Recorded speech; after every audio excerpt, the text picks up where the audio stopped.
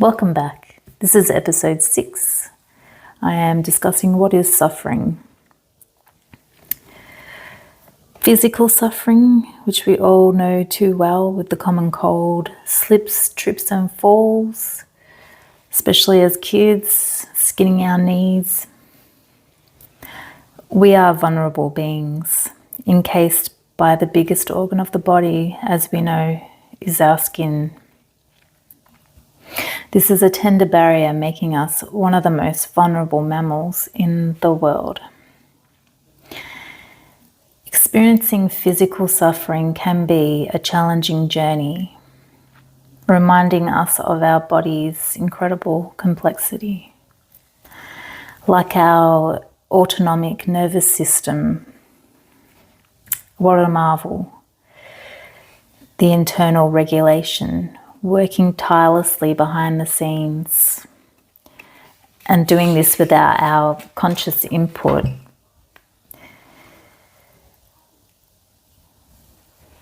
Yeah, like all the different systems in our body, like our nervous system, lymphatic, our heart that pumps on its own without the brain helping that out. And that's why, you see in movies when they rip the heart out, it's still pumping, boom, boom, because it pumps on its own. Like cutting the head of a chook off and it's still, flying around, like the body's still I'm going off, the muscles contract and stuff still, like snakes when you chop the head off. They still move. I don't know why I'm talking about that, but anyway. Yeah, so no one leaves this world unscathed. We are mortal beings. It is vital that we take care of ourselves physically as well as mentally. These two things go hand in hand. Moving on to emotional mental suffering. Sometimes difficult life events, as we know, can lead to mental suffering if we don't process them effectively. Not regulating our emotions during these times can contribute to obviously feeling an array of emotions and being stuck in them, like depression, anxiety, even suicidal idealization. Yeah, it's very important to acknowledge these challenges and find healthy ways of coping. We can go years without even acknowledging and feeling our emotions from these difficult life events. So it's important to be able to function and live well and thrive and things like that, to get help if you need it. It's okay. I had to get help many times. It's not, you're not a failure, you're not weak. Older generations don't understand about mental health, and so they would see it as weak or that, it doesn't exist. So yeah, if you need help, please get it. That's all I'm saying.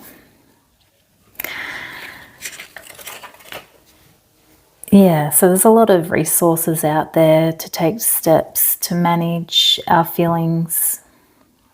That is part of healing, the healing process.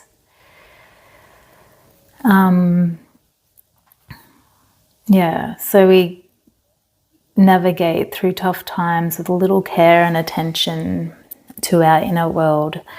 One of my friends that I had, a workmate, he used to say, tending to your inner garden. I really like that. That's sat well with me. Bless you. Anyway. Yeah, so if you don't weed this inner garden, basically it will grow up and bury the life within you. And eventually your garden will die. So, yeah, you'll feel dead inside. It's important to tend to it. Moving on to spiritual suffering, if you're a believer of spiritual things. Sometimes in the past, for me, I've felt a profound sense of emptiness, like a disconnect from myself and the world around me. It's like a haunted feeling, a quiet void that you can't see your way out of. Some people will call this an existential crisis. It's so hard to say. Why? Existential crisis. And many of us can have those in life. I've had quite a few myself. Yeah, so 3 areas of suffering, and needing to focus on this in your life, especially if you feel like you're not coping or managing. I do suggest to go to therapy or even look up self-help books. Like, I have been also my own therapist over the years, so yeah.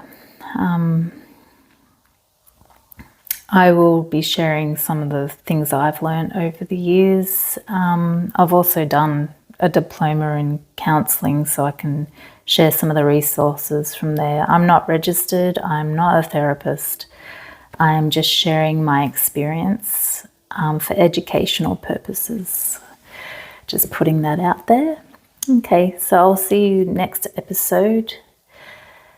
Have a good day. Bye.